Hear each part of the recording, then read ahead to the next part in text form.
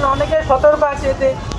আপনারা অনলাইনে সব কিছু দেখতে পাচ্ছেন, তা সত্ত্বেও মানে একটু তো ভাবনা চিন্তা করা উচিত সবাইকে। সবাইকে এসেও থাকা দরকার, সবাইকে কিছু না কিছু প্রোটেস্ট করা দরকার অ্যাটলিস্ট।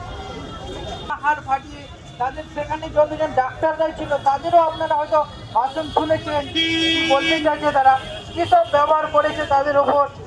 ওদিকে যারা ট্রিটমেন্ট করতে গিয়েছিলেন যত সব ডাক্তাররা ভাড়ানোর জন্য, তাদেরকে ডিমোরালাইজ করানোর জন্য একের পর এক মিথ্যে প্রচার বিভিন্ন মিডিয়া মারফত আপনারা অলরেডি জেনে ফেলেছেন যে গদি মিডিয়া, যে মোদী সরকারের যারা পোষা মিডিয়া, তারা প্রচার করেছে এই আন্দোলনে নাকি চীনের দালাল, পাকিস্তানের দালাল, আমেরিকার দালাল ইত্যাদি ইত্যাদি।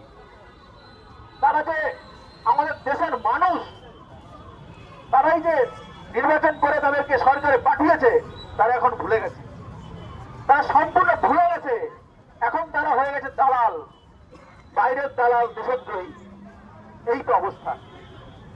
এর বিরুদ্ধে আপনি লড়বেন না, এর বিরুদ্ধে আপনি প্রতিবাদ করবেন না, আপনাকে দেশদ্রোহী করে দেওয়া হচ্ছে।